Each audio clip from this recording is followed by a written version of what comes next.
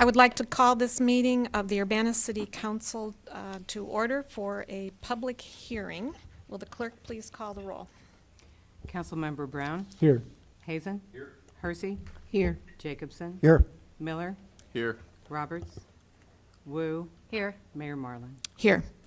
This is a notice of a public hearing. The Urbana City Council will hold a hearing at 7 p.m. on Tuesday, January 22nd, 2019, in the Urbana City Council Chambers, 400 South Vine Street, to consider a proposed agreement with Green Street Realty Company of Illinois, authorizing the sale of certain parcels of real estate owned by the city within the block surrounded by East Elm Street on the north, South Vine Street on the west, East Green Street on the south, and Urbana Avenue on the east, commonly known as the 200 block of South Vine Street, 300 block of East Green Street in Urbana, Illinois. I have one person so far who has signed up to speak at the public hearing, Gina Peluso.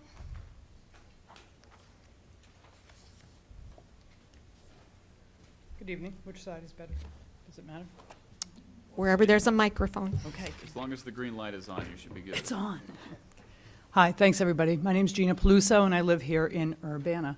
I sent in a bunch of questions to, I think, all of the council people, and then I sent in a bunch of questions just to Dennis Roberts. And Mayor Marlin responded to me, and I thank you, regarding this topic, the redevelopment deal. I feel like a lot of the questions that I asked weren't answered last week. I actually watched the city council meeting after the fact last week. And I just wanted to make sure that we're, in selling this property, we're getting the best deal that we possibly can. As far as the redevelopment goes, as far as the incentives go. As I mentioned, there's a bunch of things that I think were left very ambiguous last week. As far as, will there be a setback? Well, maybe we'll look at it later. Will you go for homestead exemption? Well, maybe we'll look at it later. Will you keep the property? Well, if we sell it, the city has to sign off. But we might sell them off as condos. I mean, it just seemed very ambiguous. So I just would ask you all to really consider all of those ambiguities before you make your vote. Thanks for your time. Thank you. Does anyone wish to speak at the public hearing? Okay. Seeing none, this hearing is adjourned. We will move on to meeting number 3, which is the Urbana City Council meeting for Tuesday, January 22nd, 2019. Will the clerk please call the roll? Council members Brown? Here. Hazen? Here. Hersey? Here. Jacobson? Here. Miller? Here. Roberts? Wu? Here. Mayor Marlin? Here.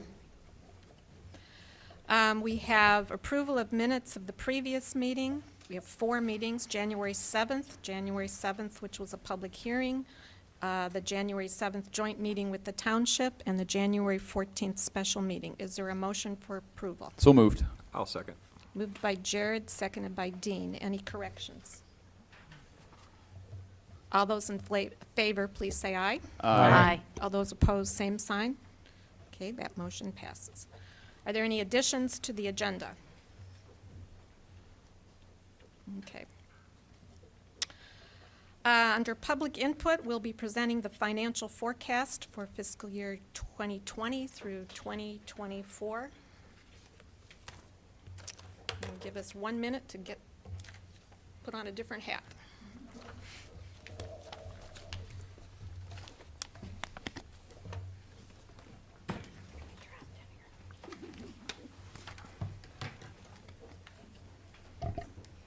Oh, I think I got your chair. You want to switch? No. It's adjustable.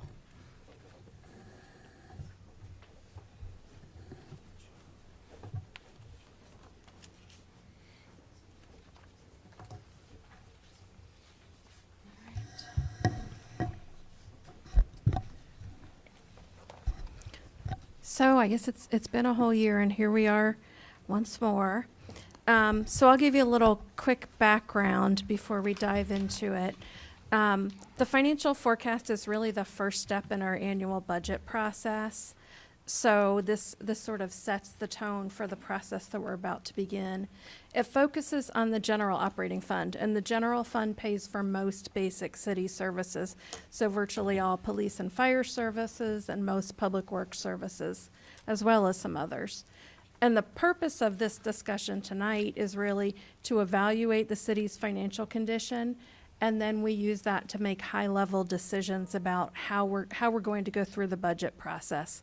Are we going to be adding new things? Are we going to be cutting back, and so on? So I'm going to turn it over to the mayor here. For the viewing audience, this is Elizabeth Hannon, Finance Director, and with me also is Carol Mitten, City Administrator, so we'll each be taking a part of this presentation. Where's the forward? This one? I usually just use the scroll. Okay. Okay.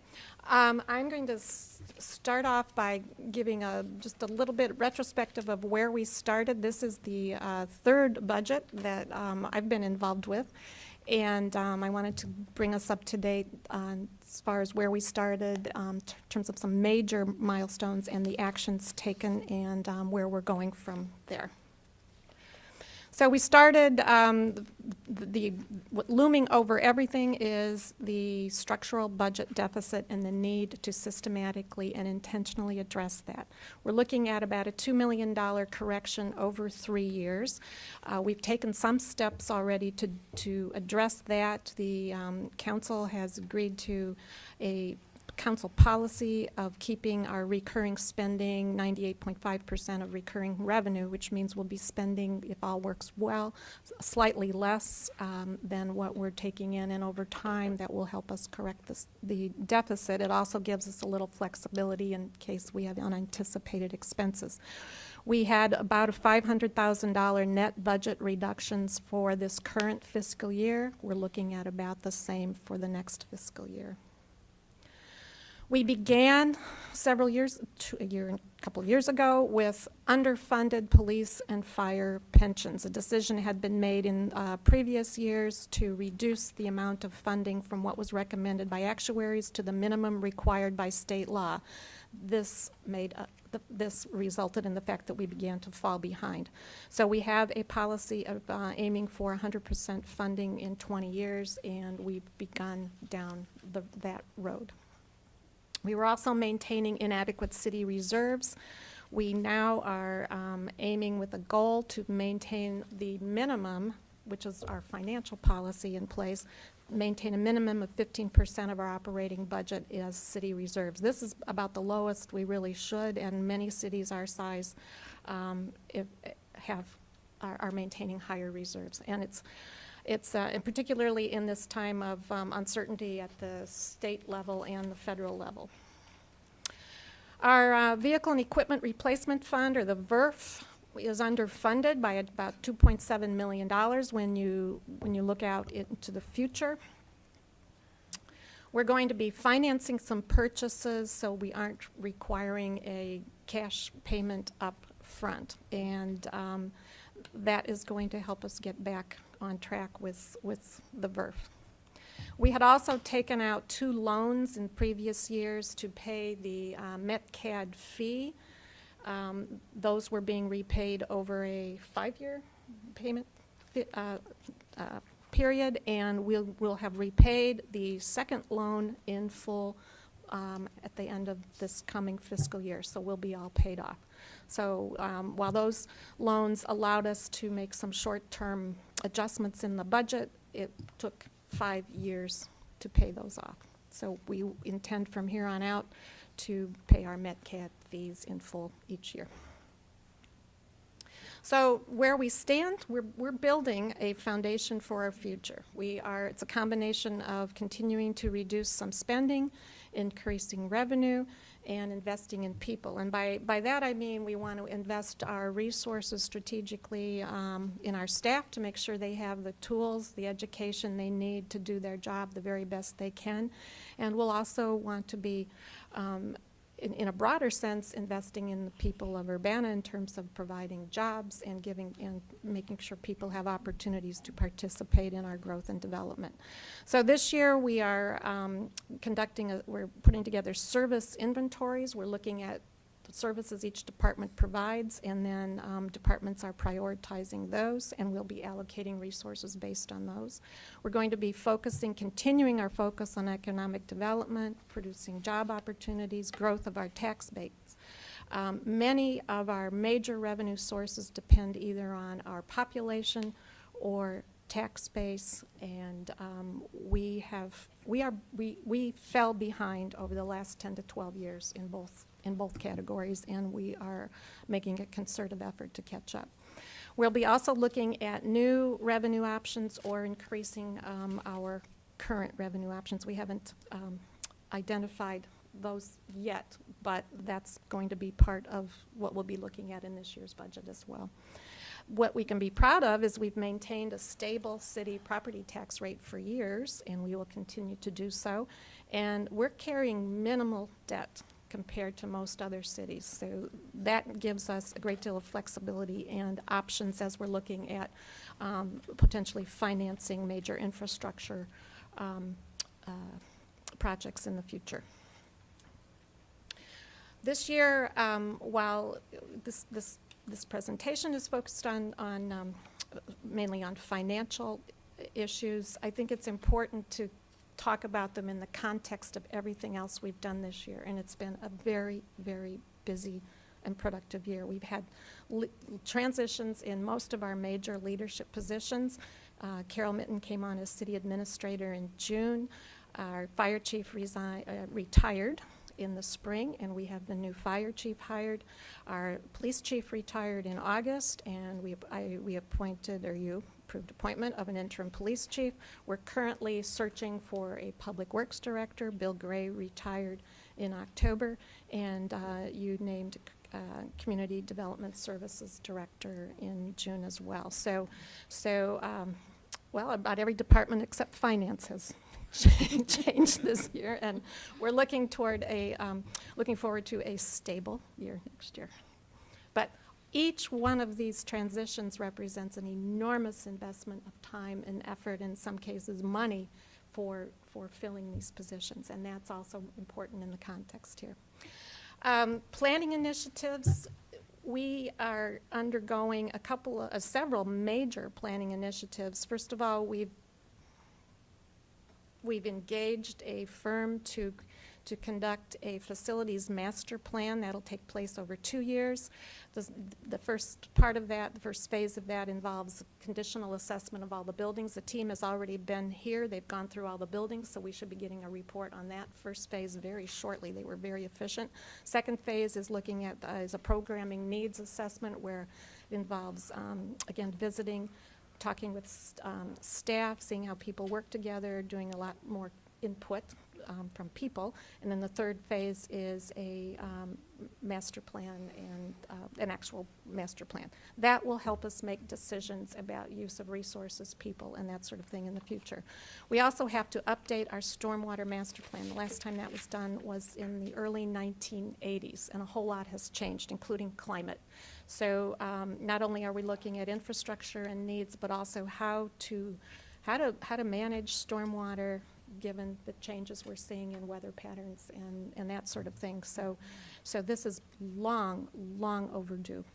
We received funding from the State Department of Transportation with a local match from Carl Hospital to study an extension of the Kickapoo Rail Trail from East Urbana through downtown Urbana over to Lincoln Avenue. This has the potential to be a major recreational economic boon to the city. This will be done in conjunction with the Urbana Park District, the Regional Planning Commission, and our own staff. Again, it requires a significant investment of staff time on this effort as well as all of these other efforts. And then we wrapped up the first phase of the What's in Your Square visioning effort for the Lincoln Square site. Staff are working with some very talented interns to compile those results, and hopefully we'll have those ready to share very shortly, and then they will help inform the next phase of planning for this site. So while we are, making reductions in some areas, we are also laying the groundwork for the future in a lot of other ways. So again, to build toward the future. Oops, I need to go forward, not backwards. Oh, that should be entitled Programming Initiatives. We have some basic programs in place that help support growth and development in Urbana. The Enterprise Zone, which includes our Think Urbana program, incentivizes residential and commercial new construction. We also have the tax increment financing redevelopment incentives, the TIP redevelopment agreements, and then we have business development and opening grants available to businesses in the TIP districts and on Philo Road. Those all are used to incentivize projects of various sorts. I just wanted to touch on a few of the highlights. This is just a sampling of the kinds of projects that have been brought forward, completed, incentivized this year, and I think it gives a good, kind of a good overview of the breadth of what we have. These on this page represent the expansion or, reuse of existing buildings. We were delighted to welcome the Busey Wealth Management Group back to home base in downtown Urbana, and it brought at least 75 jobs in the wealth management division back to the bank on Race and Main. We were very happy to see that happen.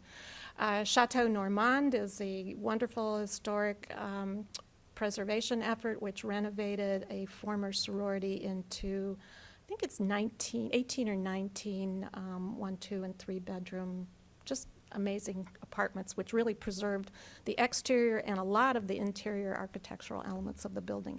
Broadway Food Hall took a warehouse-type space and turned it into the first downstate food hall in the state of Illinois, and that's really revitalized the North Broadway Avenue area. And the Cohen Building was purchased and is being reutilized, and a Japanese restaurant, for one thing, is slated to be moving into there soon. So those kinds of things were all supported through our economic development incentives. Some of the new construction that we've seen was at the corner of Nevada and Lincoln, a multifamily building. Under construction on Lincoln Avenue at the former water company site is the Retreat, townhome-style apartments. There's a project slated for North Urbana jointly with Champaign called Union Gardens near the corner of basically 4th and Bradley. And then we'll be considering later tonight the project just north of the city building here, which are townhome-style apartments at 200 South Vine. So these are just some of the projects announced really in the last few months for the city of Urbana. We have a commitment to also provide affordable housing in Urbana, both in different locations and different styles.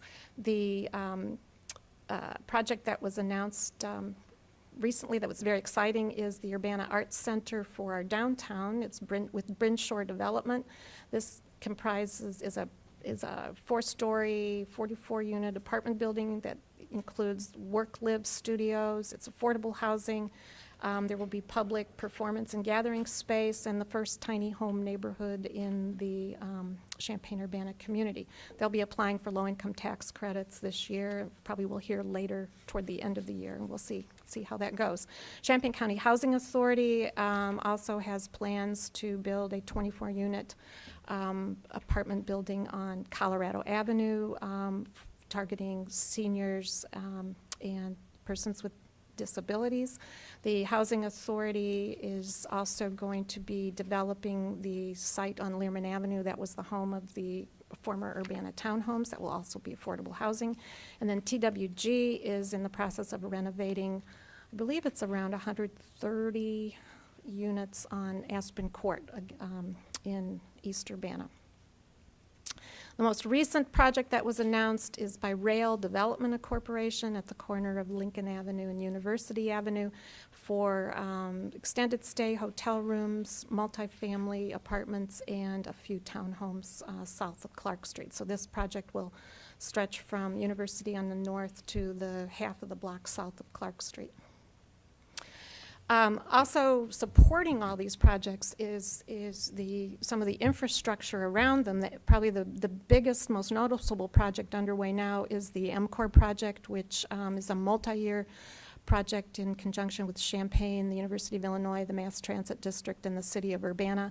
The final phase of that project is the reconstruction of Green Street between Lincoln Avenue and Race Street.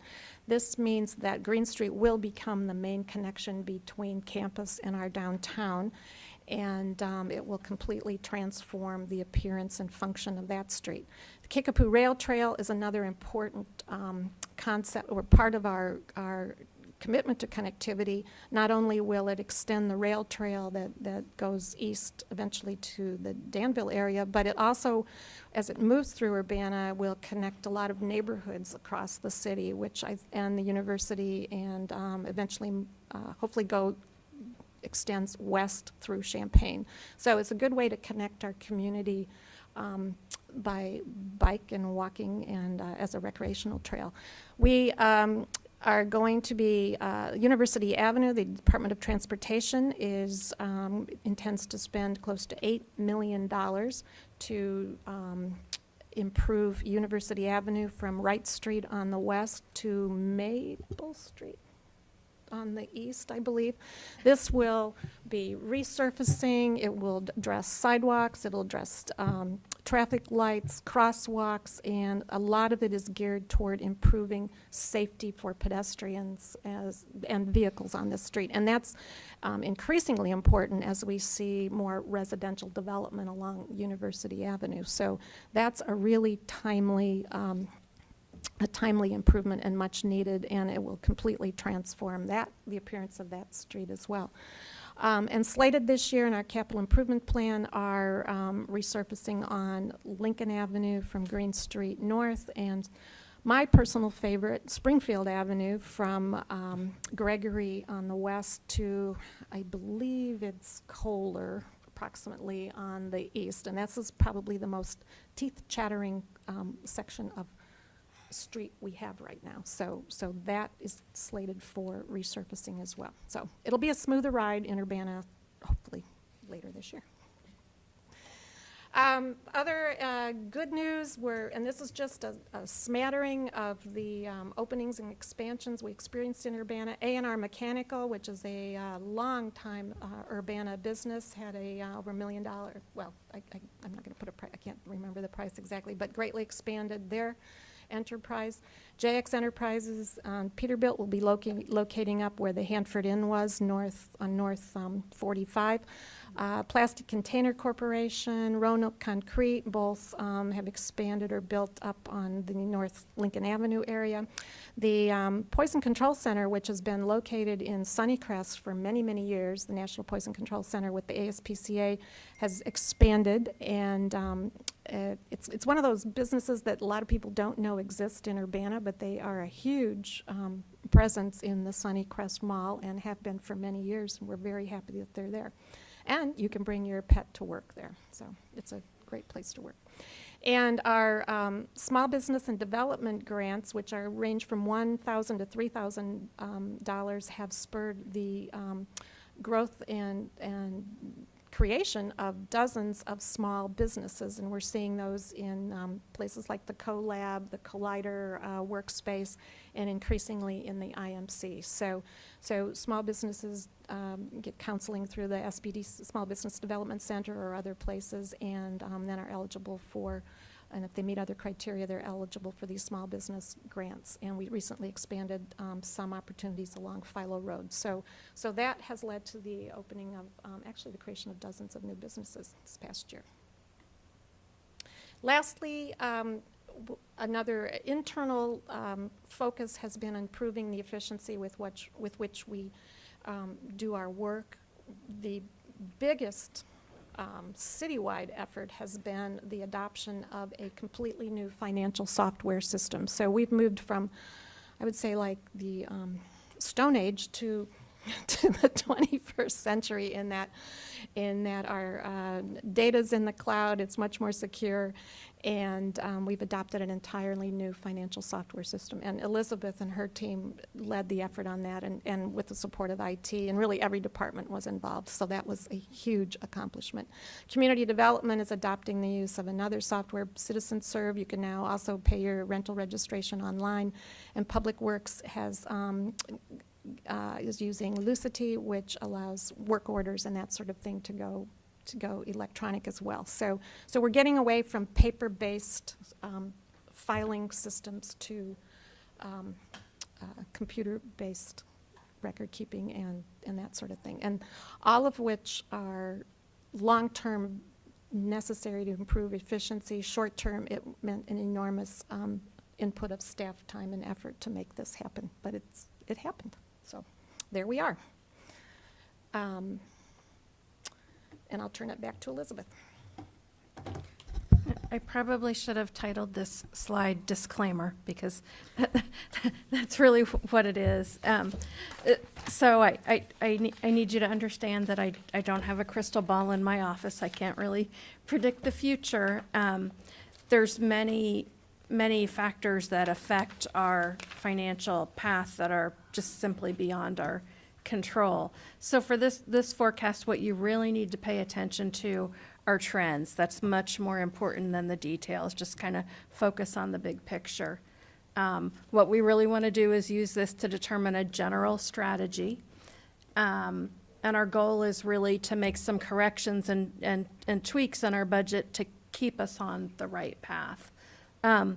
Also, the focus here is exclusively on the city's general fund. We have many city funds, and some of those we actually do separate kind of multi-year forecasts. For example, the equipment services fund, to make sure that the internal charges we do are adequate to keep that fund sustainable. So one of the key financial trends, and we talked about this last year, was sales tax. So this chart shows you state sales tax in green and home rule sales tax in blue, and these are adjusted for inflation and changes in tax rates. If we didn't do that on the home rule side particularly, you'd see a lot of jumping around, because we have increased rates, I think, at least twice in the last 10 years. So one thing that's important to note is that sales tax revenue is nearly a third of all of our general fund revenue. It's about 28%. And that's a big deal, because sales tax revenue can be very volatile. When we hit that next recession, which is certainly going to happen, I can't say precisely when, it's probably going to be impacted pretty significantly. In recent years, the growth in sales tax revenue just hasn't been keeping pace with inflation, and yet our costs most certainly keep pace with inflation. A lot of that is due to the increasing use of e-commerce, but it's also affected by the state imposition of a collection fee. That's not what they call it, but it's a collection fee on home rule sales tax revenue. So if you look at the home rule sales tax in FY20, out here at the end, what I'm projecting for FY20 is really only about where it was back here in FY15 and 16 when it's adjusted for inflation. State sales tax looks a little bit better. The main thing that you need to understand about why that might be is that the base for the state sales tax is different than the base for home rule sales tax. So it includes some things, particularly what they call titled tangible personal property, which for us means mostly auto sales. So the trend can be a little bit different between the two. In terms of the state situation, we have a new governor, but the situation really hasn't changed, at least at this point. Some of the reductions were curtailed for the current fiscal year, but we're still getting less state shared revenue than we did 2 years ago. So in FY 2018, the state diverted 10% of the income tax that gets shared with local governments. In FY 2019, that diversion is 5%. They frame it as, well, we increased your revenue, and I think of it as, no, we're still getting less than we got 2 years ago. And also that collection fee on home rule sales tax, and there's been some other minor things that affect our revenues. But the main thing to remember is the state still has this enormous pension debt problem. Their debt is mushrooming. It's getting higher all the time. I think they're one notch above junk bond status. And so in the big picture, they've got to find a way to fix this problem, and that's probably going to involve some kind of diversion of local government revenues. Not sure exactly when, but I think that will happen. As we look at the forecast graphs, there's a couple of primary indicators that we use to help you understand the picture. So one of those is looking at recurring expenditures as a percentage of recurring revenue. That tells us really, are we able to sustain the programs and services that are part of our budget currently? Can we maintain our commitments? And also, as the mayor pointed out, our current policy is that we budget recurring expenditures at not more than 98.5% of recurring revenues, which is a smart thing to do, because then if our revenues fluctuate, as we know can happen, we're still in a good position. We also look closely at fund balance as a percentage of recurring expenditures. That goes to our ability to withstand downturns, respond to disasters, things like that. And again, as the mayor mentioned, our current policy is that our fund balance should be 15% of recurring expenditures. Arguably, it could be higher, and that would be something we might take up at budget time. So whenever you look at a forecast, you always think in terms of risk. Of course, what we're going to focus on the likely scenario, and we think that that's based on assumptions that are most probable. There's very little chance that we're going to see a best case scenario, where everything goes our way. The risk of the worst case scenario, though, I think is relatively high, just because of the state situation and how much that potentially impacts us. So we're going to plan for the likely scenario, but in the back of our minds, we're always going to be thinking about that worst case and how we might deal with it. So this chart shows you for the likely scenario, recurring revenues and expenditures. So here in FY19, we've got the revenues in green and expenditures in blue. You can see that our recurring revenues are higher than our recurring expenditures. That's where we want to be. But the other thing you're going to notice about this, as we go along, that flips around until in FY22, our recurring expenditures are higher than our recurring revenues, and then that gap starts to grow the other way. That's fundamentally what our problem is. That's our structural deficit right there. We also take a look at how fast recurring revenues and expense are growing, because clearly, if recurring revenues are not growing as fast as recurring expenditures, we're not going to have a balanced budget for the long term. So here in green, you see our recurring revenues. There's a little blip in there in FY 2022, and that's when we expect that the state would take the 2020 census results and then apply those to our revenues that are shared on a per capita basis, which is mostly income tax and use tax. And then all throughout, we have recurring expense growing faster than recurring revenue. Towards the end, that gap starts to come together a little bit, and largely that is related to, well, I'm not going to say largely, but partly that's related to growth in the tax base that we expect as a result of development projects that are in the pipeline now. So if we look at fund balance, and on this slide I show you all the scenarios. The green line in the middle is the likely scenario. You can see that in that scenario we're kind of level, and we're staying level, fairly level for a while. That's because that's the time period where, well, I'm going to take that back. That eventually over time, what you see is that starts to tail off. And if we didn't do anything, if we just let it go and go and go, we'd get to zero. You can see in the worst case, we do get to zero during the 5-year period. And the best case, that blue line, fund balance grows and grows, but again, highly unlikely. So looking at the likely scenario a little more closely for fund balance, you can see the blue bars represent where we would expect our fund balance to be.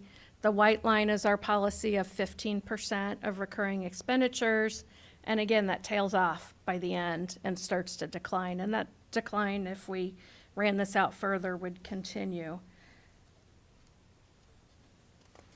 So then the question is, okay, so what do we have to do to make this right, to make this work?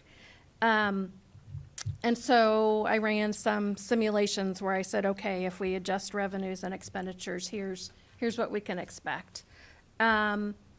So the simulations I'm going to show you include both expenditure reductions and revenue increases, 1 million in expenditure reductions over 2 years, 1 million in revenue increases over 3 years. There's a lot of ways we could do this, but I think the main thing to focus is total of revenue increases and expenditure reductions of $2 million over 3 years. And doing that in steps, so here we recommend doing this over 3 years in total, allows us to take time to consider the changes that we're going to make, and also to take account of things that might change the forecast. So when we do that correction that I just mentioned, you can see this is the same chart you looked at before, but it's adjusted. Recurring revenues, again in green, recurring expenditures in blue, and throughout the whole 5-year period, we don't have the recurring expenditures higher than recurring revenues. They're getting close, they're edging up, which shows me we still have a problem, but it's a much better situation. And then this shows, same chart you saw before, but with the corrections, shows the growth in recurring revenue and expenditure. And again, they're much closer. Not quite there, but much closer. Close enough to think that perhaps by the end, with other changes that might occur in the next 5 years, that we might get there. And this is the fund balance. So throughout the whole 5 years, you see fund balance growing. The white line there shows our current policy of 15% of recurring expenditure.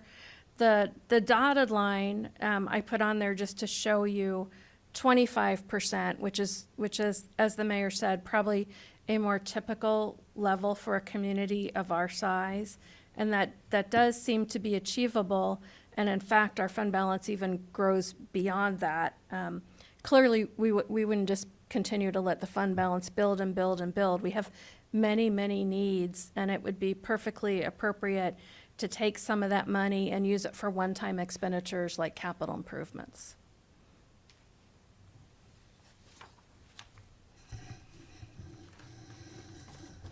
So there's sort of 2 stages to the recommended strategy, but the top line message of what we're facing is that we're going to do less with less, because when we cut expenditures, that means we're cutting services.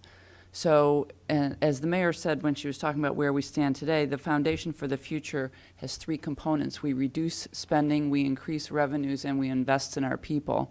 So one of the things that we're doing with our people is we're sharing this forecast with them. I know that the mayor and Elizabeth did that last year. We're doing that again, and we're also asking for their input. So Elizabeth said, as far as the corrective actions go, she modeled what increased revenues and decreased expenses could look like, but then we have to actually figure out what does that mean in terms of operationalizing that. So what we've done so far is each department and their management team has developed a list of a service inventory, and those are general fund services, and they're discrete things to consider. And then we're going to rack and stack those according to a set of priorities that we're working through. We're going to evaluate revenue options, and we've been getting suggestions from senior staff as well as frontline staff for things that we could consider. And then we're going to look at alternative methods of service delivery, and that's another thing that our staff can give us input on. But it all means that there will be limited increases for our current programs and services. Longer term, as Elizabeth said, the plan is to build reserves and to consider perhaps increasing the minimum fund balance as a percentage of our recurring expenditures. And we need to continue to make growing our EAV and our population priorities, because that's how we're going to grow and stabilize over time. So we will create our new reality. And economic development opportunities drive long-term revenue. And it also drives our ability to grow our population.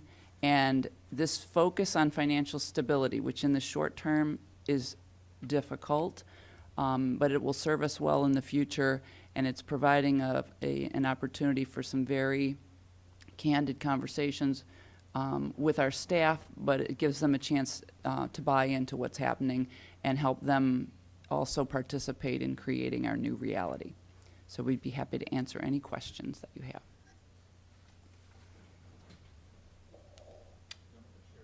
Who's the chair? Bill, I'm chair, or you're calling on me? I'm calling on you. Okay. This is the remote chair. Just a couple questions. I noticed you said the IMRF revised assumptions about investment earnings. Will our police and fire pensions, how does that match? And will we be adjusting our assumptions as well, or is that kind of every year we do that? Yeah, so for police and fire pensions, we do an actuarial report every year to determine the funding that we're going to allocate in the tax levy. And so that's a normal part of that review process. That particular assumption doesn't get adjusted often, but it may be one that the board decides needs to be adjusted. But I think, what the IMRF board chose to do is probably appropriate, given that long-term returns are not what they were, at times in the past. Although, I guess the cash rates are a little bit higher, get a little more interest on what we have to put in cash, but yeah, doesn't Yeah. make up for it. Yeah, but I think, that results in, we expect a 1.6% increase in our contribution rate every year, probably for 3 years, and that's significant. Okay, and then as far as the development goes, I think something the council might be able to contribute to is we haven't looked at the TIF incentives, I think, in 7 or 8 years. We want to make sure we aren't incentivizing things that would have happened anyway, or things that would just be competing with things we already have, or somebody just move across town. I think we have policies against incentivizing people to move across town, but there's certain things we incentivize with the incentives, and I wonder if maybe we should take a look to see if those are still relevant after that time. And maybe the other kind of automatic incentive programs to make sure that they're performing and we aren't incentivizing things that would have happened on their own, because that can really add up to a big hit. And one thing I came across looking at Airbnb, I know some cities have agreements with Airbnb to collect taxes on the rooms that rent out from that city. It's a direct relationship, I guess, with Airbnb. Do we have something like that? So we've actually been looking at it, and actually our attorney here did some review for me, and there are probably some things that we need to address before we can do that. One is that our zoning ordinance doesn't technically allow that use, and so we probably can't tax something that we don't actually allow. So we'll be looking to Lori for some help with that. But ultimately, yes, that's on our list of revenue options that we're going to investigate. Okay, and then just one more on the assumptions for growth or for expenses. Since I guess we're assuming we're going to be growing a little bit, 0.5% in population, and hopefully with this economic development we'll have other growth happening. Mm-hmm. And the expenses seem to the assumptions just be based on CPI, is that right? So as we grow, will there be additional expenses, like have to hire more police department or something like that? That's possible. I mean, right now, what we're seeing based on the Census Bureau estimates is the growth is really sort of small. It's about 0.5% annually. But if we were to get to see more rapid growth in population, that might be something that we would have to take a look at. I mean, we want to, there are certain services we're going to provide probably no matter what, and we want to provide the right level of service, so we don't want people to get less service, I think, as our population grows. For some things that might be okay, but for some it won't be. Okay, thank you. Other questions? Dean? So Elizabeth, South Dakota versus Mayfair. Has the state given any indication to maybe to the municipal league or to any people in your position if we're ever going to see sales tax from the internet? So we won't actually see sales tax, we'll see use tax. So based on the South Dakota versus Wayfair decision in the Supreme Court, the state passed in the budget implementation bill for FY 2019, the legislation that enabled them to begin collecting. And that what will happen is that will be only on the state rate, not on the home rule rate, and it will go into a pot for use tax. And then a portion of use tax revenue is distributed to municipalities on a per capita basis. So we'll see some benefit from that. And I built that into the assumptions. That just took effect October 1st. And so because of the lag in the time before the retailers report that to the state and they process and turn it over to us, just in January was the first month we would see any impact of that decision. And so it's very difficult to estimate at this Maybe point. a year off or two years off before we. I think we'll get a better picture as we go through this fiscal year even. The Municipal League provided some estimates, for the per capita distribution, and those are what I used. But I think a lot of us are feeling like potentially it could be better than that. We don't want to count on that at this point, though. There's also a bill that was just introduced by, I think, Representative Murphy or Senator Murphy from Springfield. It's a destination-based online sales tax, and I don't know exactly the details of that, but there's some potential for that as well. And it means that the sales tax is based on the destination of a package ordered, where it's delivered, basically, which Currently, it's, the retailers are gonna pay the rate in the state they're located in, and they're gonna pay that rate up to Illinois? Is that what you, No, they're going to pay Illinois'. they're gonna pay But Illinois' with rate? the Rate. destination, it includes the local home rule sales tax. Yeah, the So- big benefit of that is we would capture our home rule sales tax, which we're not currently. Wayfair just has the state sales tax. So we're looking into supporting that in a big way. Well, I look forward to it because I think the playing field needs to be leveled, so I'm glad to see it It's pass. killing us, yeah, All right, online thank you. sales.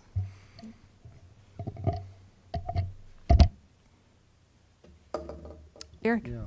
So this is a hard question, I think, but I don't see much fat in the services we provide, either public works or public safety, or you talked about cutting, but I don't know where. Can I? Sure. It's going to hurt. It's going to show. Mhm. So that's what we're trying to go through a process that is internally as transparent as possible. And we're literally going service by service, and we've come up with a set of questions to ask about, is this an essential function of government type of question? Can people obtain this service through another mechanism? Ranking according to a set of priorities that are largely reflective of, council goals, and to try to find where are the likely suspects. I mean, there are some, but people will notice a change. There isn't any fat in what we do. Every service we provide reflects a goal or a value of the city of Urbana. And so we're trying to find what are those essential activities that speak to those goals and values, and some that are more in the nicety category as opposed to the necessity category are the ones that we're going to focus on. And in the past, and, some of us have been on the council for a number of years, when we were faced with this sort of dilemma, we could turn to increasing revenues. We've maxed out all the taxes we can. All the utility taxes are at the maximum allowed by law. We can't, other more optional taxes, we have to remain competitive with our surrounding neighbors. We want to keep our property tax rate stable. So there aren't any short-term solutions anymore. We have to start looking at this from a realistic standpoint. And in the long term, we're going to be fine. We're going to come out stronger. But in the short term, there will be some painful decisions, and that's where everyone has to participate as well. But we're still in the process of the inventory at this point. If I could ask one more question, what is the estimated population increase based on new residential development? If you know, over the next, let's say, 2 years, if you add up the, a couple of them may or may not happen, but if you add up the rail and the North Vine and the other development on the northwest corner of University and Lincoln and et cetera, et cetera. Well, it'll be years, a couple of years Couple of before those years. show up, and then we have the 2020 census. So that's going to be a delayed impact. Long term, it'll be absolutely a good thing. Do you think that we're talking about 1,000 new people, perhaps? Is that excessive, or is that No, I order don't of magnitude about right? Yeah, but what we need to remember is how this works at the state. So the state makes this adjustment only after they receive the results of the decennial census. So the 2020 census is going to happen before many of those projects are complete. And then that's not going to really affect our state shared revenues until the 2030 census. Well, we did do a special census when Savannah Green came in, so there's that option. So I wouldn't wait till 2030. Yeah, I think you need to achieve some critical mass Yeah. before it makes sense, because a special census has a cost. We are catching up. We had very little growth in 10 or 12 years, and the communities around us experienced significantly more. Champaign County as a whole, but Urbana didn't participate in that population growth that some of the other communities experienced. But the trend, we're now seeing, especially with the Think Urbana program, I think our share of residential building permits in 2015 was 9%, and it was 19%. It went from 9 to 19%. So, we're starting to recapture some of that growth that other communities have experienced, but we're catching up. So it's that catching up period that we're in now. Jared? Elizabeth, I think in the past when we've gotten the forecast, we've also seen our timeline for now till budget. What's coming up next? Oh. I don't remember doing that in the past, but so Maybe it's just something I asked you for. well, as Carol mentioned, we've been working on this service inventory, so we're actively working on that. We're also beginning to evaluate revenue options. Beginning of February, departments will start to work on what we call their baseline budget for current services. And so I would say without the schedule in front of me, I'm guessing a little bit, but early April, we'll be wanting to make those tentative decisions about what are the reductions going to be, what are the new revenues, and probably much like last year, we'll go through a process of briefing council members. And we're planning to present the budget to council, I want to say mid-May. Then we'll probably have several evenings where we discuss specific topics related to the budget. But we're not going to see anything until May or April on this topic, or are Yeah. you going to give us a report again between now and then? Probably not. We'll Okay. probably do some briefings in April, and then you'll see the budget in May. Yeah. Okay, thanks.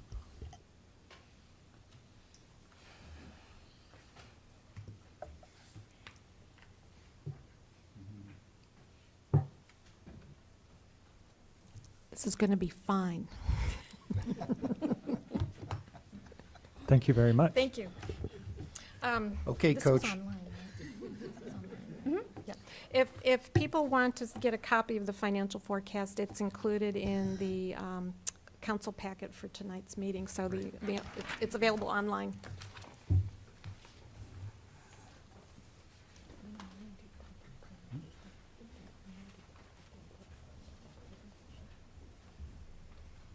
Oh, that's an interesting question. Well, she alluded it. Motion's for the public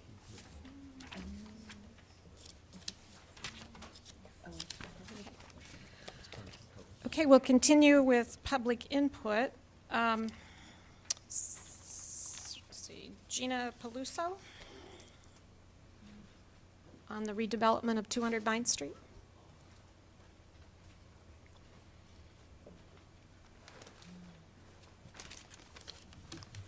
Hi again. Why speak once when you can speak twice? My name's Gina Peluso, and I live just up the street. Again, thanks for your time. I appreciate it. And thanks for everybody that read the email that I sent that had 1 million questions on it. Thanks to those that responded. And again, just thanks for your time and looking them over. As I mentioned earlier, I just have some concerns about the redevelopment deal as pertains to the ambiguities that I think I heard at the city council meeting last week. There were a lot of questions that were asked that was like, well, we're not really sure yet. That's not really defined yet. We don't really know yet. It just seems a little bit like the cart before the horse as far as getting more public input on this design, possibly, and I know that was pretty much shot down. It sounded like the developer was hoping that people would be here last week to talk about that, and not too many people showed up. I just have a lot of concerns. Oh, one thing, when you're talking about incentives and Think Urbana, can we maybe add some kind of incentives to get people to purchase and rehab older homes? Which is something that's near and dear to my heart. I guess that a lot of the things that were talked about, what is the cost to convert some of these condos into accessible units? Who's going to bear that cost? Is it going to be the developer? Is it going to be the leasee? There's really not much green space. I live on Vine Street, and my house sits a good 20 feet back from the road. I can't imagine living right on the sidewalk and having the plow push all the snow into my front windows and my front door, and I know that happens. Those plows come down Vine Street, and that stuff's all over the place. The noise from this building, from the fire and the police and the emergency responders, again, my house sits 20 feet back, but I hear it, and I can't imagine being right next door to it. Is there sound mitigation that's going to be built in? The homestead exemption that the developer said, well, they might take a look at doing that in the future, that's another tax incentive. No one asked about what the savings will be in the sales tax that will be exempted. We're looking at $1.02 million in property, another $0.45 million in incentives. So right there, we're at about $1.5 million, plus whatever else this might come into, whatever else this might add up to. I'm not saying I don't want to see that block developed, because I think it needs to be developed. It's been undeveloped for a long time, and I was sad to see all those old houses go and all the trees that used to be there. I just want to make sure that we're making the best decision possible for Urbana, and I appreciate your time. Thanks. Thank you. Scott Dossett.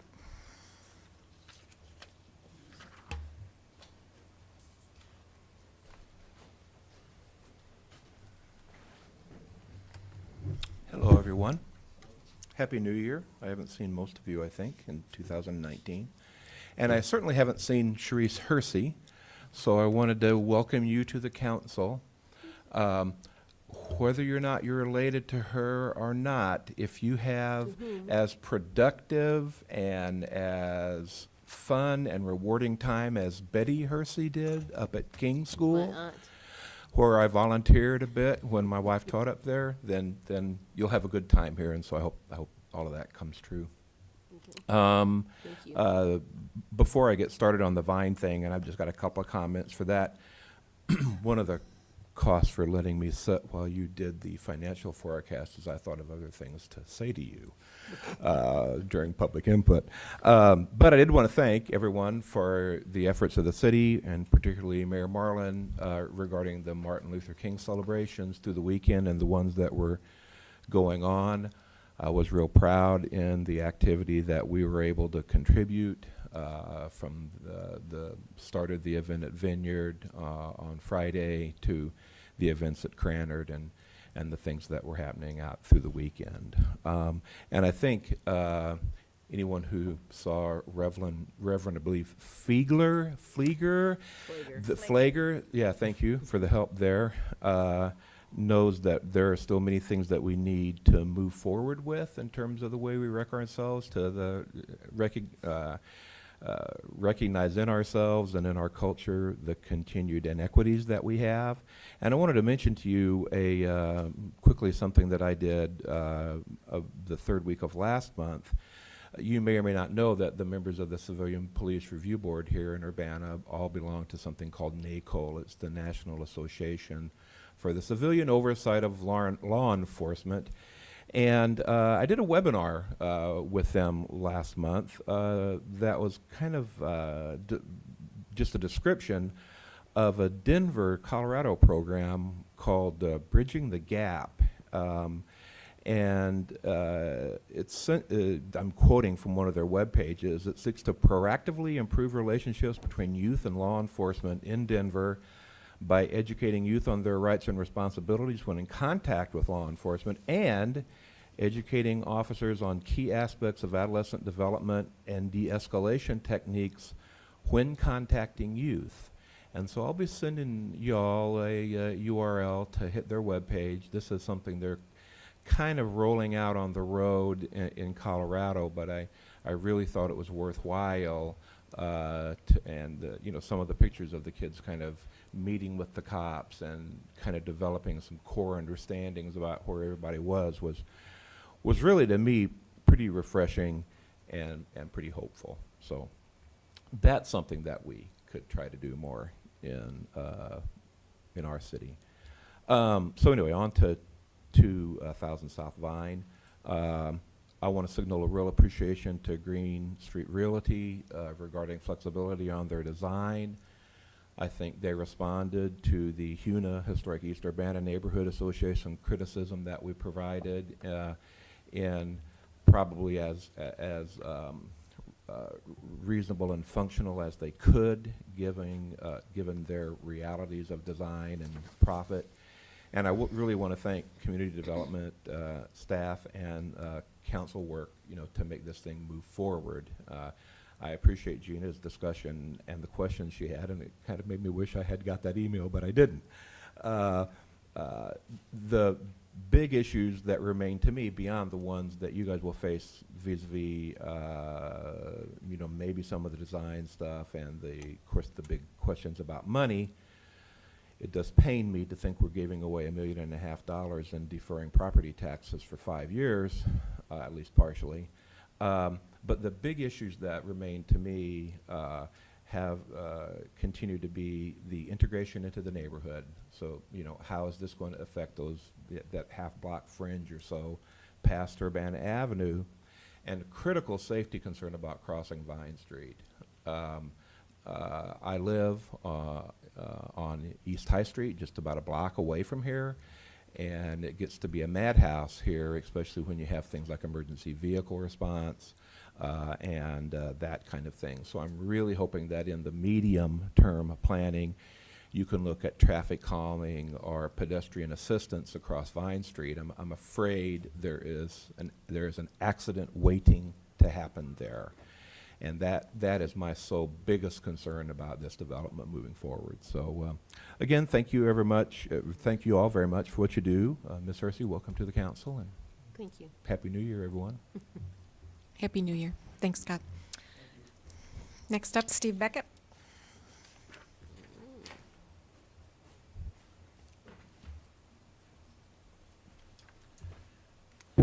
You were here first. I should have called you first. I apologize. That's okay. My name is Steve Beckett. My wife and I own the property at 508 South Broadway. The property was acquired in 1991.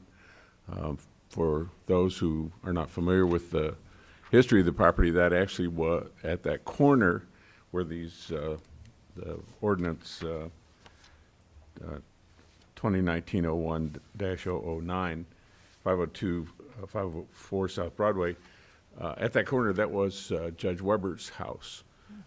And Marilyn Thies grew up there as a girl, and I remember it when I used to go to Urbana High School, obviously a long time ago. And then those blocks were entirely residential. Sometime in the 1960s, the Illinois Crop Improvement Association was built. That's the property that we acquired in 1991.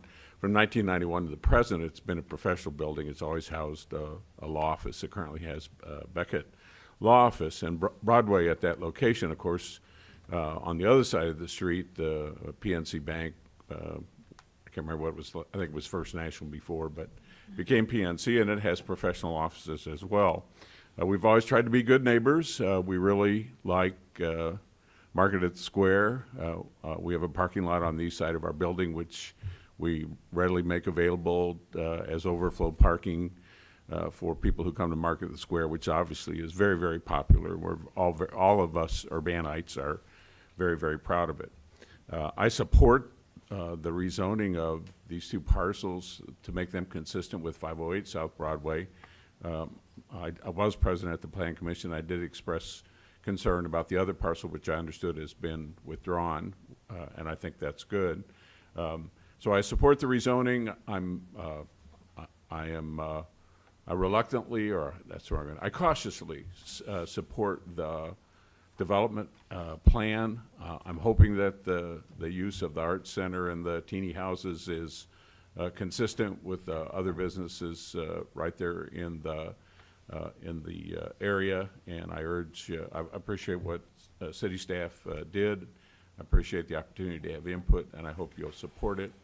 I'm an early riser, and I won't be here for the vote. Bill, you had a question? Yeah, thanks. We haven't looked at the details of that proposal. It's still a proposal, and I share kind of interest in what's going to happen with the teeny houses. But I did want to thank you for shoveling your sidewalk. I walk here tonight, and yours is in great shape. And I really appreciate a nice, solid place to walk. We truly do try to be conscious of that. That's a heavily used sidewalk. Thanks a lot. Thanks. Last input for tonight, Ilona Makowski on the 200 South Line project.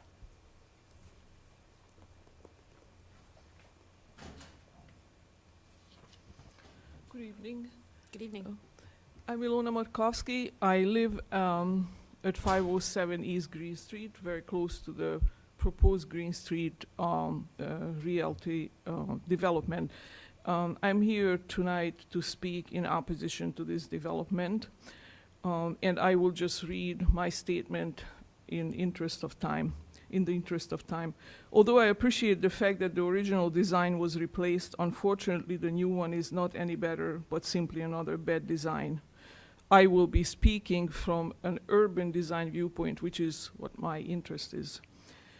Overall, the building gives the appearance of a city-edge low-budget housing project, not a building that should be located in downtown by one of the city's gateway points, Cunningham Avenue, and in view of the federal and the historic county courthouses.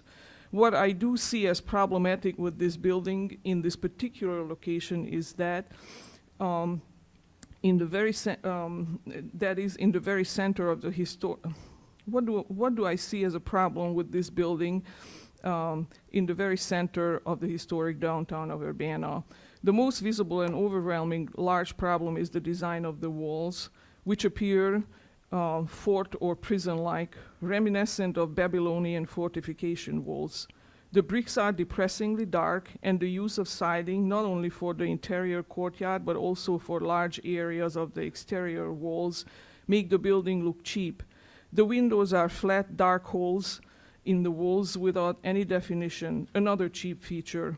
Worst of all are the entrance doors, which appear to be dark, cheap, solid doors with tiny single holes for windows, the kind of doors one sees on the backs of bars and restaurants right next to the dumpsters. To make things worse, the doors are hiding in dark spaces created by the crenulated walls. It is most unfortunate that the design also lacks landscaping, especially trees along Vine Street.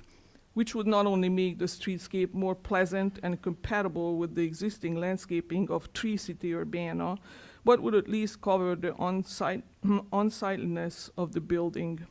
The electric wires crossing directly over the courtyard further reduce the aesthetic qualities of the space created by this project.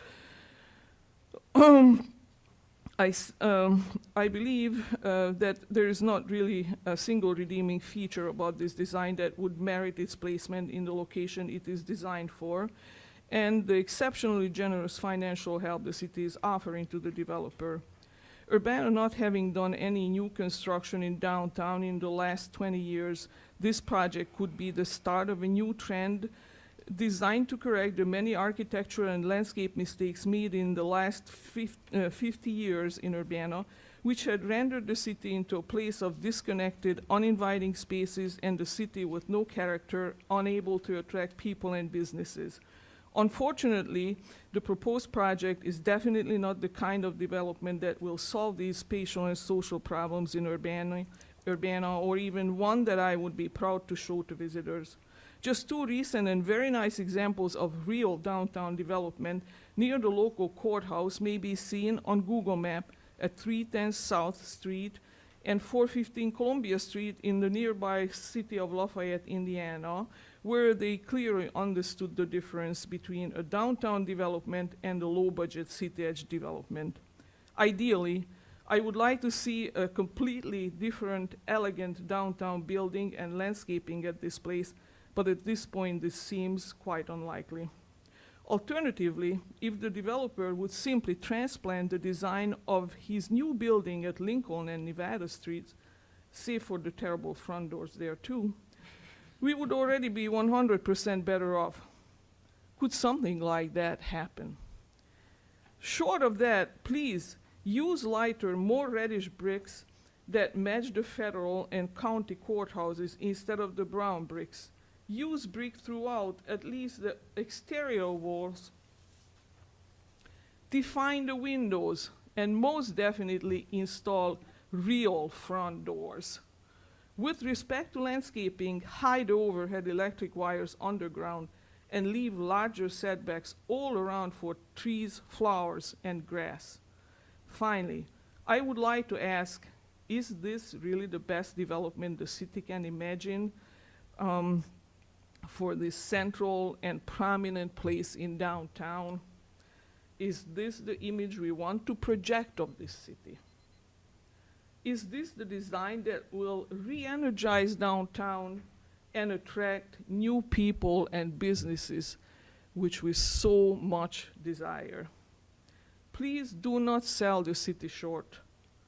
I would like to ask that you consider changes to this design before accepting it. Thank you. Thank you. Does anyone else wish to address the Urbana City Council? Okay, we'll move on to unfinished business. Seeing none, reports of standing committees. Chairman Brown? Yeah, the Committee of the Whole met last week, forwarded several ordinances and a resolution to City Council, all with recommendation for approval. Before I start, I got a note that I'm supposed to remind people the sidewalks are slick out there, Scott. Don't fall. So I was supposed to remind people before they leave that the sidewalks are slick. We also have some minor editorial corrections that were passed out to council. Looks like 5 or 6 of them. But that's on the sheet before you, so I'll make a motion before we start on the ordinances to approve the minor editorial corrections to the ordinances and resolutions identified in the list the city clerk has distributed to the council members. Second. Did you make the motion, Bill? You did. So moved by It's like, I thought you Bill, just did. seconded by Eric. Okay. All those in favor, please say aye. Aye. All those opposed, same sign. Okay. Okay, first we have ordinance number 2019-01-002, an ordinance vacating an alley, Church Alley, south of Elm Street between Cedar and Race Streets. It's the one at the library. For the committee, I move approval. I will second that highly controversial issue. Just Will the clerk please call the roll? Councilmember Brown, Yes. Hazen, Yes. Hersey, Yes. Jacobson. Yes. Miller, Yes. Woo. Yes. That motion passes. Next is ordinance number 2019. Oh, okay, that motion passes. Okay. Yes, we have 6 votes. Okay. Ordinance number 2019-01-003, an ordinance approving a bus shelter master license agreement with the Champaign-Urbana Mass Transit District. For the committee, I move approval. I'll second it. I said it louder, but Mary Alice is first. You had one already. Mary Alice gets this one. Okay. Any discussion on this? Will the clerk please call the roll? Councilmember Brown, Yes. Hazen, Yes. Hersey, Yes. Jacobson, Yes. Miller, Yes. Woo. Yes. That motion passes. Next is ordinance number 2019-01-004, an ordinance revising the annual budget ordinance, budget amendment number 8, omnibus. For the committee, I move approval. Second. Moved by Bill, seconded by Eric, and the mayor votes on this. Will the clerk please call the roll? Councilmember Brown, Yes. Hazen, Yes. Hersey, Yes. Jacobson. Yes. Miller, Yes. Woo. Yes. Mayor Marlin. Yes, that motion passes. Next is ordinance number 2019-01-005, an ordinance approving a redevelopment agreement with Green Street Realty Company of Illinois and authorizing the sale of certain real estate, 200 block of South Vine Street, 300 block of East Green Street. For the committee, I move approval. I'll second it. Moved by Bill, seconded by Jared. That will require 6 of 8 votes. Is there any discussion? Yes. Mary Alice? I just wanted to first thank the public, the staff, and everybody who's worked very hard on this project. I appreciate the amount of time that everybody has used to study them, present questions, the staff to answer them, and the developer to come here last week and also answer questions.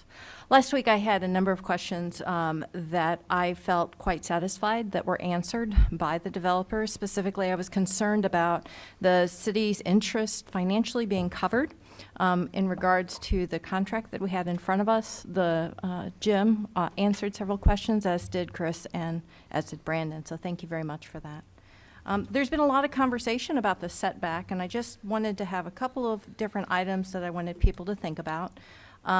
First, I was calculating different items, and so the first item I calculated was the width of the sidewalk. So by the city code, the width of a sidewalk has to be 5 feet. In addition, there was in the drawings planters, so let's assume they're at least 3 feet. So we've got about 8 feet.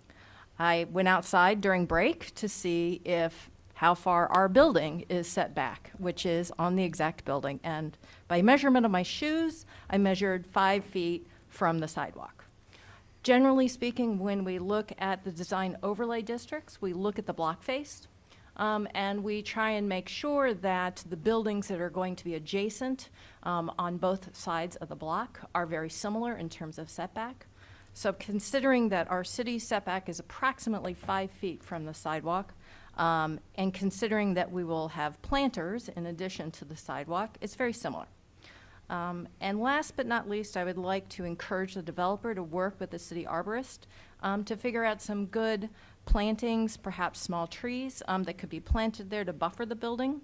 I noticed in front of our city we had about a 4 or 5 foot real skinny tree in front of our entrance. I'm not sure if those would be appropriate. I will leave that up to the professionals. But considering all of those different items, I am supportive of this. Thank you. Any other comments? Eric? Yeah, I just want to reinforce what Mary Alice said about involving the city arborist in advising developers on plantings. There's a very unfortunate tendency in many developments, and especially including the on campus, to plant monocultures that after a decade all catch the same infection and they all die. And Mike can really help with that. So I think, in fact, since we were talking about the budget, the arborist is absolutely essential for Tree City, USA. So please be careful about whatever you do in that department. I will vote for this project. It's obvious that not every aspect of it is going to make everybody happy. But on balance, I think it's a really, really good thing for downtown, a really good thing for the city. I'm convinced from Brandon's analysis, I don't know if he wants to go through it again, but I'm convinced from Brandon's analysis that financially, the level of incentive we're providing is a good investment for the city and is consistent with good practice for doing, between cities and developers for doing downtown development. So I'm really, on balance, I'm really very happy with this project, and will certainly vote in favor of this ordinance. Bill? Yeah, I wanted to thank staff, first of all, for issuing the really good RFP early last year. I think it was all done in-house, right? And I thought it Libby Horwitz. I thought it was really right on as far as what points it stressed and the way it represented us, and I understand it resulted in 7 responses, or 7 people interested, development companies interested, a couple of good responses, and hopefully some of those other 5 had at least started a relationship and maybe continued a relationship. So I think the good RFP made a big difference in extending our reach out to developers that are interested in those kind of projects and other downtown projects, hopefully. I'd also like to thank Green Street Realty. Chris Saunders has been really open about meeting with each council member once. I know early on that was a good meeting. I just had one concern, and that was about accessibility. I expressed it then, and I expressed it again last week. But I certainly understand that, once the letter of intent is issued, there's a plan in place, and it takes a lot of redesign, a lot of expense to start changing things. But I do appreciate all the work he put into it, his availability, his presence here, his willingness to meet with all the neighborhood, and have the impossible job of taking 50 different ideas of what it should look like and try to come back with one final plan. So that was the process, and I think it's probably going to pass. So I think the process from that perspective will be successful. He also, I think, gave me at least, and hopefully others on council and staff, a better understanding of how these projects are packaged and turned into products for investors, and that's what drives financially really our development, is what people are willing to spend and what kind of return they can expect. So I think that's definitely helped understand that process, and hopefully that'll help us negotiate and see what kind of projects we can get going forward. I thought that the plan itself, it looks like it's going to be a quality built building, really functional. Personally, I miss having, I like the balconies on the Vine Street side in the first plan better. I thought it'd be nice to go out and have a cup of coffee and watch people setting up for the market and stuff like that Saturday mornings. But, putting everything together and trying to come back with the plans, you have to give and take. And, like I said, that's an impossible job. So everybody loses some, everybody gains some. I think in the end you have to think, is it done? Is it better? And I think it will be done, and I think it will be better than what's there. Couple of things I have a couple of little things. Little things tend to bother you. I like the covered bike parking. I didn't ask for it. I didn't think about asking for it, and I'm kind of embarrassed I didn't, because I should be on top of things like that. Most of the places have, I mean, if I was running, I'd probably run a garage and just park my bike in there. But, you have visitors who are just going to be there for a little while. It's nice to be able to put your bike up and not have it rained on, get a rusty chain or something. I'm less impressed with putting solar panels on top of the cover for the bike parking. It's in a courtyard. I think the money would be better spent on bigger trees to have more interest in the courtyard. And trees and solar panels don't tend to mix very well. Besides the fact we're going to be approving something in a few minutes, hopefully, that will put about 15,540 solar panels on our landfills. So the extra 2 I don't think will be missed. So I'd encourage people not to put the 2 solar panels there and instead invest the money in trees. Other than that, I'm pretty satisfied. I would like to make an apology to my friends who are disabled. This project isn't gonna be good for you. It's townhouses by default. Townhouses have steps, so that's the only regret I have, and that would have had to been addressed really early on, and I understand that. I would address that concern. These, a percentage of these units are adaptable, and per state and federal code, if in new construction, a tenant has a disability with ambulatory disability, they can request a lift to be installed, and that expense would be borne by the developer. Conversions, once the building is built, and after that, the costs are allocated between the tenant and the owner.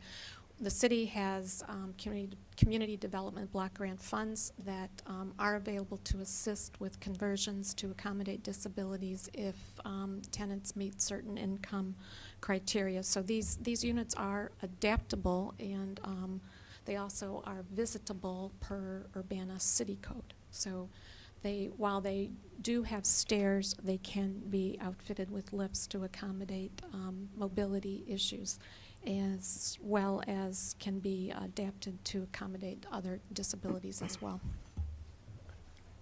Any other comments? Dean? Oh, Well, Eric? Yeah, Eric, just a very quick one that I forgot. I also want to thank Chris Saunders for committing to make these solar ready.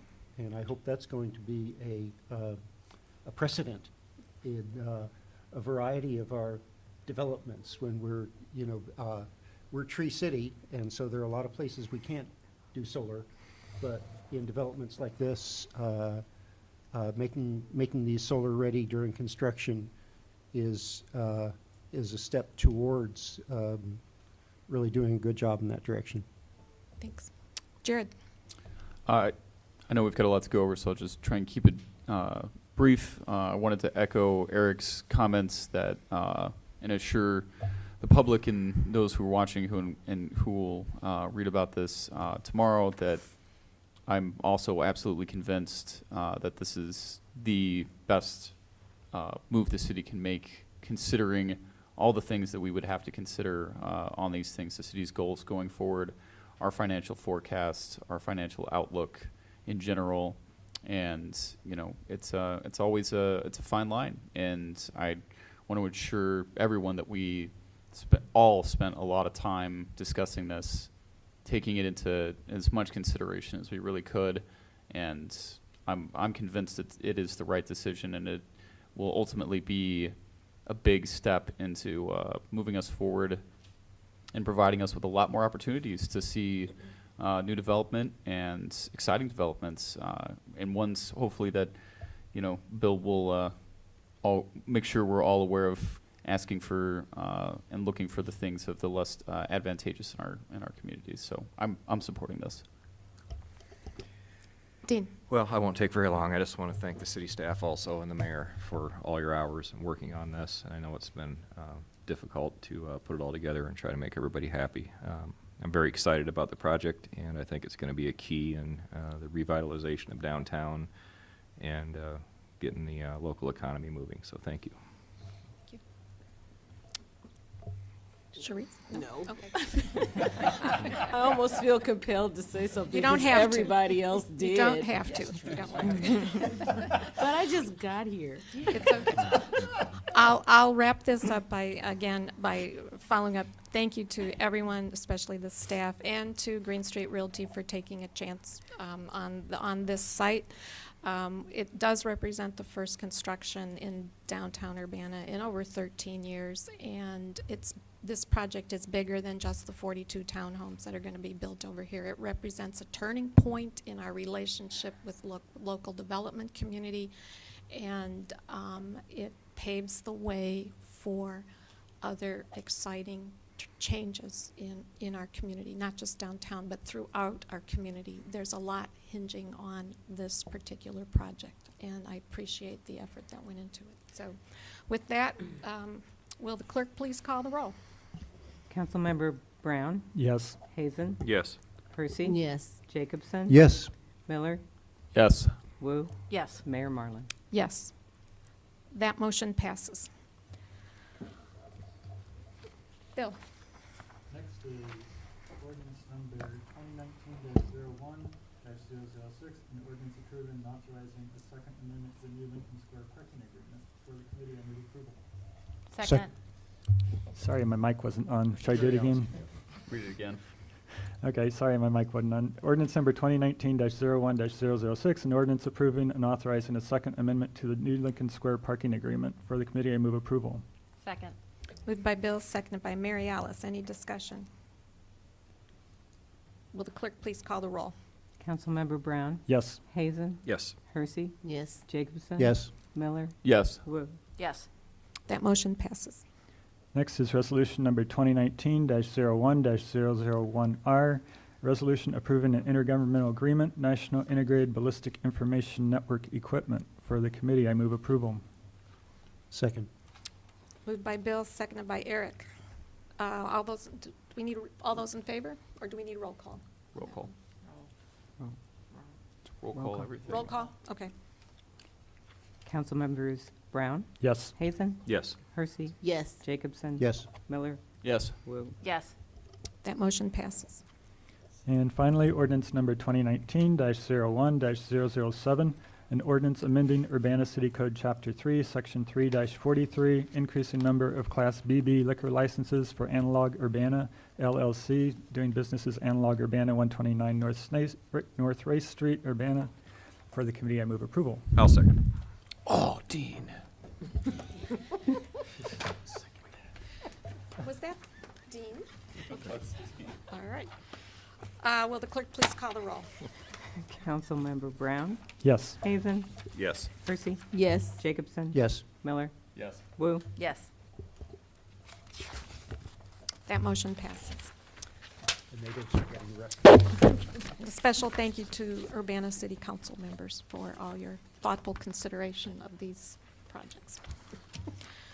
Reports of officers. Seeing none. New business, ordinance number 2019-01-008. Lori Pearson, Planning Manager, Zoning Administrator.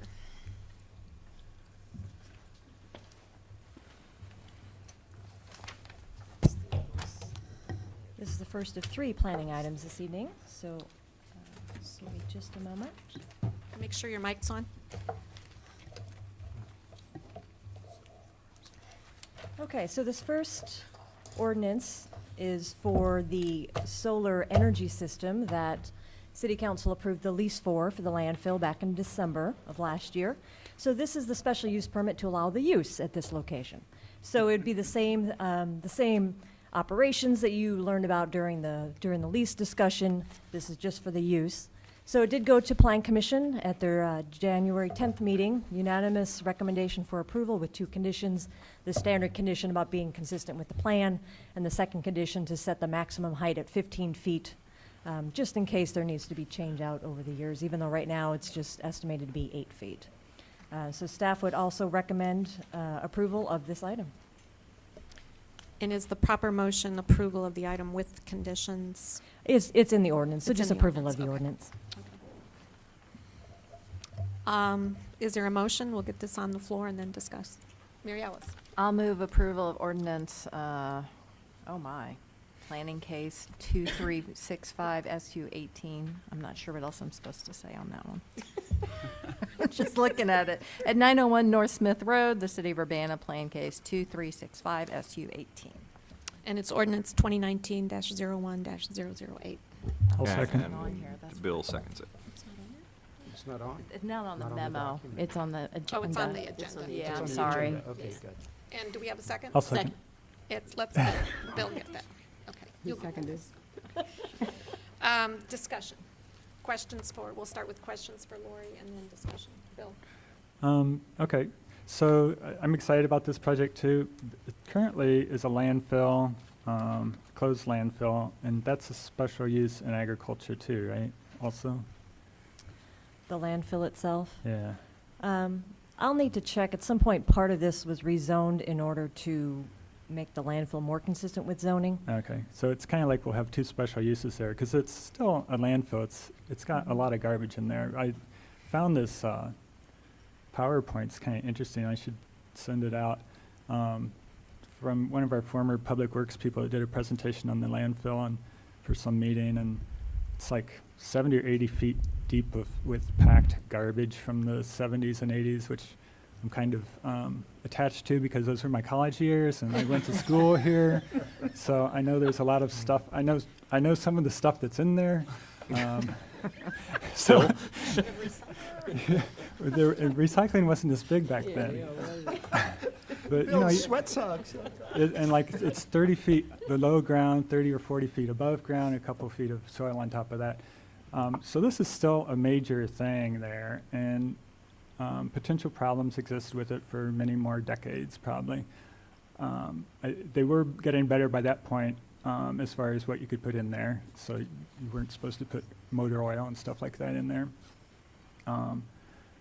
So my main concern really is, for one, how we treat what appears to be impervious surface. I know that underneath there's grass, and there's going to be like 10-foot rows between these things. So are we treating this as some percentage impervious, and will they have to do any kind of detention? It's a funny sort of thing because it's a landfill, and there's this layer of dirt on top of the clay, so it's going to run off eventually anyway, but that dirt was... It sounds like, you could do a master's thesis at least on the hydrology of the Urbana landfill. So how are we going to treat that as far as what they're supposed to do with stormwater? Scott Tess is here. He can correct me if anything that I say is incorrect, but I believe that solar panels are not considered impervious because they are slanted and the water then sheds off immediately there. So from that perspective, I don't think it would be classified any differently than it currently is. There wouldn't be any requirements above what's there now. He's not answering, Okay. so it must not be incorrect.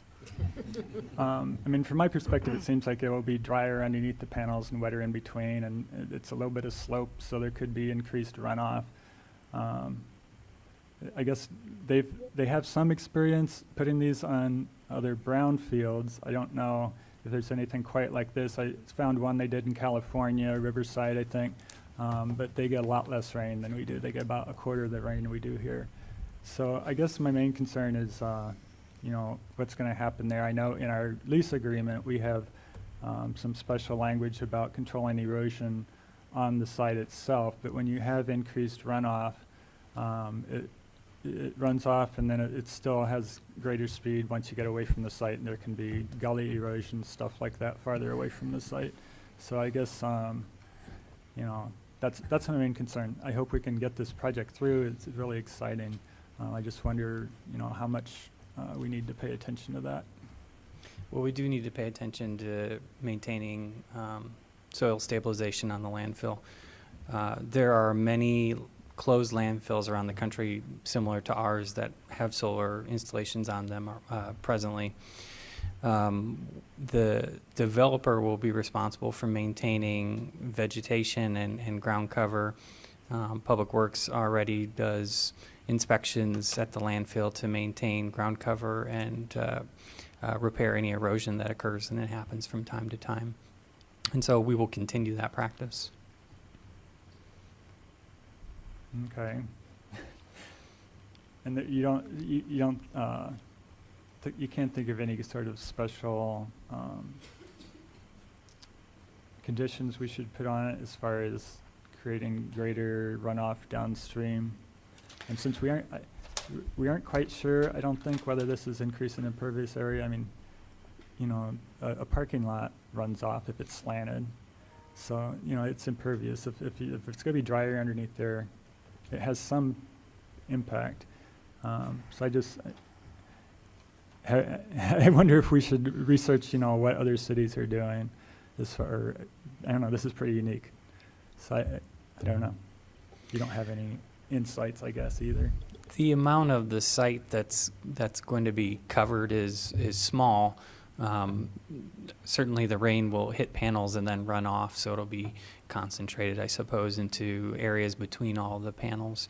But there's a lot of space between the solar array sites and any stream or any impervious. So the parking lot and road to the south and the stream to the north. There's a lot of space there for infiltration to occur for any water that doesn't immediately infiltrate. Do you know if like EPA still does inspections on closed landfills, or how's that work? It's just our local group that has cuss words. I think this landfill is beyond, it's post-closure. It's beyond, it's old enough that it doesn't have any active regulations. That doesn't mean there's nothing that applies. If there's an illicit discharge from a landfill, that's still going to be a problem. Whether there is Illinois EPA folks coming out once a year or something like that, I don't have the answer to that. The engineers at Public Works maintain compliance with all the pollution control rules there. But my guess is not, because it's post-closure. Okay, thanks. I'm excited about the project. I think it's almost 20 acres of actual panels. That's about the same size, I think, as what the U of I has over off of Windsor Avenue. To get some perspective, it's big. I mean, it's bigger than when we first started looking at it. It's bigger than I thought after I started looking at what it was going to produce. So thanks a lot for bringing this to us and all your work you've done with Sun Power on it. SunPower. Any other questions? Sharice? When I was reading about this, and it says that during operations, very few consumables are used and very little waste is generated. Operational waste resulting from solar energy system use will be handled and disposed of by the operator. My question is, basically, what does that waste consist of? So in the 25-year lease that SunPower would be operating these solar arrays, an inverter, which is a little electrical box, may fail and need to be replaced. Oh. So that would be the waste. Oh, okay.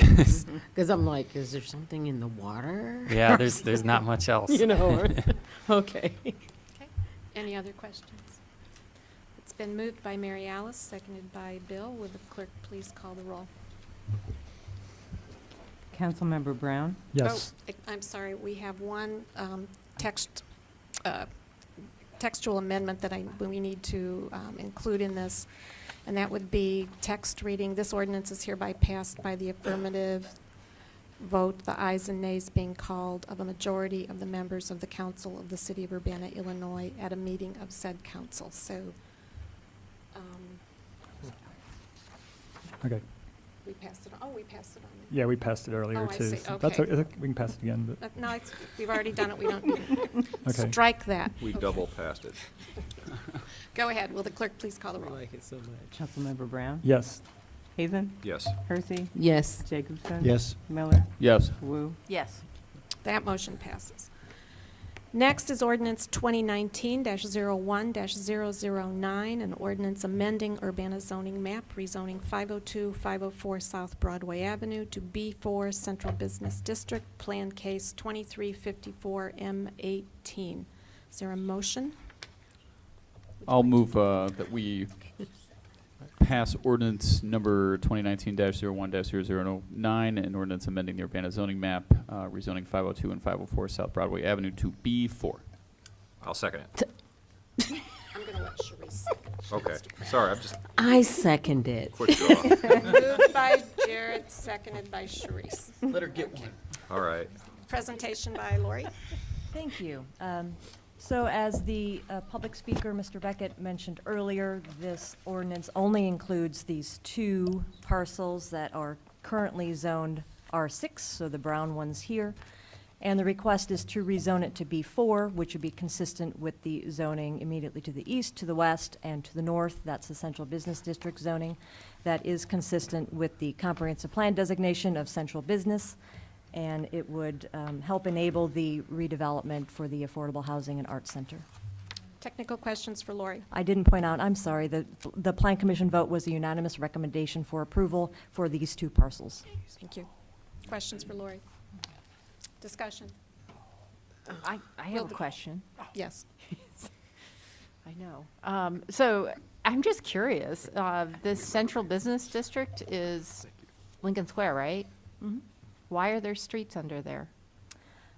Well, those at one point were streets that went all the way through, and some of them haven't actually been vacated. Some of them have been, but typically, if it's still, if you can still see the pavement on the zoning map, typically that means that the street has not been vacated. So it's kind of like when we had the alley over at Yes, the ma'am. Urbana Free Library that we Yes. built a building over. All right. I mean, in just some wanted to cases, check. it's still used for transportation at least. Okay, thank you. Will the clerk please call the roll? Councilmember Brown? Yes. Hazen? Yes. Hersey? Yes. Jacobson? Yes. Miller? Yes. Whoa. Yes. That motion passes. Next is ordinance 2019-01-010, an ordinance approving a special use permit for 1001 Saline Court in Mulsicote, Plan Case 2363 SU 18. I'll move oh, sorry. You got a presentation first? Either way. No, go ahead. I'll be brief, and the applicants have been here very patiently awaiting to address you just for questions if necessary. So this is a special use permit for Mulsicote, the one located at 1001 Saline Court. They currently have a special use permit in place, but that one specifically said to expand, another special use permit would be required, and they are here today requesting that special use permit in order to expand. They hope to move some of the operations from their University Avenue facility to this facility. So just really briefly, and this is rotated incorrectly. Let me see if I can. This isn't awarded. All right, now north is up, but now it's compressed. But basically, this is the end of Saline Court down here as it stands. They would like to expand in this area. And let me go back. I should have done this before, sorry. They would like to expand in approximately this area here, Saline. What we are proposing here is that special use permit with a number of conditions that are really specific to the uses that they intend to have at this facility, which, as I said, is an expansion. The Plan Commission at their January 10th meeting had a unanimous recommendation for approval with those conditions. Any questions for Lori? Mary Alice? So the plot that we're looking at, where is the expansion planned for?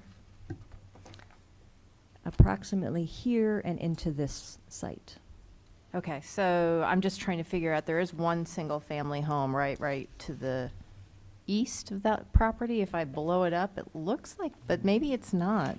Well, we have got, SFR is the land use code that we get from the tax assessor. So if someone is paying single-family home, then. It's fine. I was so- trying to figure out where the expansion was going to be. So I noticed somebody was talking about a burn, like putting in a. There's currently a berm at their facility sorry. about here, and so one of the conditions would ask them to extend that berm for their expansion as it, heads to the north and to the east. All right, thank you. Any other questions? Bill? I guess, no, I think it's a good use, a good move to get everything together. And it's a real attractive site. I used to be able to see it when I rode by there on my bicycle. I can't see it very well now because there's a big pile of shingles in the way. I did have a question for the applicant, though. If one of the things we approved when we approved the placement of that place that recycles shingles, one of the arguments I think was that those would be used for asphalt pavement. And I wondered if there was any, if you guys used any of them. Do you use recycled shingles in your processing? I mean, that would really be handy if you did. You want the real answer, or? No. Could you come up and could you speak into the microphone, please? And thank you for your patience. Oh, for sure. I'm not actually in the hot mix business. That's Joe Lamb or Cross Construction, and they use a lot of wrap material in their pavements now, recycled material. But shingles have proven, I should not say proven, thought to be possibly detrimental in Harder some to work with. applications because what they do, they oxidize too quick. I'm not an engineer, so I'm not getting involved in that one, but I do not believe, I think they've tried it and it wasn't successful. They might be used in a small amount, but I don't think, it's not caught on like it has in Chicago. Okay. Do you guys I don't know any- Mr. Vondra, but Mr. Vondra has a lot of political clout in Chicago, and they use quite a bit up there. Is But there- it takes so much soft asphalt in your mix design to overcome those shingles. So Okay. it's a, Yeah, I appreciate that. and the it's a answer. mixed design issue, actually. Okay. And don't is there take that anything to that the you guys bank, do what as I far just as? told you, but that's what I've been told. I know you guys do allow the, I guess, the or the petroleum-based stuff that goes into asphalt. Are there mixes that you can work on that would help fix that problem? It would take, that's what they are doing with them in Chicago, but it takes a very hard asphalt now to make your asphalt mix. We're actually dropping down to seal coat grades or very soft asphalt to overcome all that wrap material in there, Huh. and which adds additional cost to it. And actually, it's not ever been proven that, there's been some 2-year projects. You don't really know too much on a highway in 2 years. So Yeah. we have not got really involved in it. We've looked at it, but we've sort of stayed away from it for right now. Okay. I could bring a guy who could tell you all about him, Bill Pine, that works for us. He's one of the most respected mix designs in the whole country. And I just know that he's not in favor of them completely, so I'd be glad to bring him here if you want to talk to him. Maybe I'll come out and take a tour sometime if you don't You're mind. more than welcome to come take a tour of our plant anytime, either one All right. of those. So you're always welcome. Thanks. We're rather proud of the Saline Court plant. I don't know if you say you rode past there before. The guys take a lot of pride in it and try to keep it mowed up, and I think we're one of the better looking plants around there, quite honestly. Yeah, I think so too. In between a pile of shingles, a pile of asphalt, a foundry, and a garbage transfer station. We fit right in. What are nice people like you doing hanging around a place like that? Well, actually, I spend most of my time over at university, so I've got some other guys running that one out there. But I think I want to mention just, and I don't know what you're looking for on some of your answers, but we're going to move about 30% of University Avenue out there if this goes through on this phase here. And this is about a 5 width. We thought it was going to be a 3 million. I just got the final figures today, and I think this is going to be about a $5.5 million phase. But we're going to alleviate over 2,000 trucks at the university facility. Wow. I think this is something you asked for us back in the 90s, or it wasn't you actually that asked, but I was around there at that time, and they want us to start moving that plant out. They asked us not to expand that plant any further in the 1990s. We have never expanded that plant. We've operated and expanded our business, but never actually expanded the plant. We're to the place we have to. 2009, I think, we asked for your special permits. We spent a lot of money out there. Back in 2015, we put another 2 tanks in, and it's just another phase. And then we have one more final phase, which might happen in the next 3 to 5 years. We have neighbors that ask us all the time when we're moving, but depending on our financial situations, it'll be probably a $12 to a $15 million phase out of the final operations on the university. We were hoping Mass Transit would take the property, but that didn't quite work out, so we're actually paying for it itself now. So, and anybody is welcome to come to those facilities to come and view it. Yes. Yes, Jared. I was just going to make a motion. Okay. I'll move approval of ordinance number 2019-01-010, an ordinance approving a special use permit for 1001 Saline Court for emulsive coat.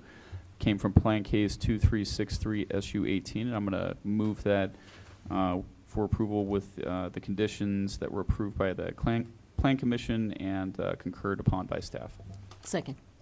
Moved by Jared, seconded by Sharice. Will the clerk please call the roll? Councilmember Brown? Yes. Hazen? Yes. Hersey? Yes. Jacobson? Yes. Miller? Wu? Yes. Yes. That motion passes. And thank you for investing in Urbana. Yes. Thank Yes, you. thank you very much. Last item on the agenda, ordinance number 2019-01-011, an ordinance authorizing the purchase of certain real estate at 704 North Broadway Avenue. Staff report, is there a? John Schneider, Community Development. Extremely briefly, this is the property we talked about acquisition in the closed meeting this evening. Any questions? Is there a motion? I move to vote on ordinance number 2019-01011, an ordinance authorizing the purchase of certain real estate at 704 North Broadway Avenue. Moved approval by Sharice, seconded Second. by Eric. Any discussion? Will the clerk please call the roll? Councilmember Brown? Yes. Hazen? Yes. Hersey? Yes. Jacobson? Yes. Miller? Yes. Wu? Yes. That motion passes. With no further business before this body, this meeting is adjourned. Thank you very much. Okey dokey. Our ceremonial rubber band.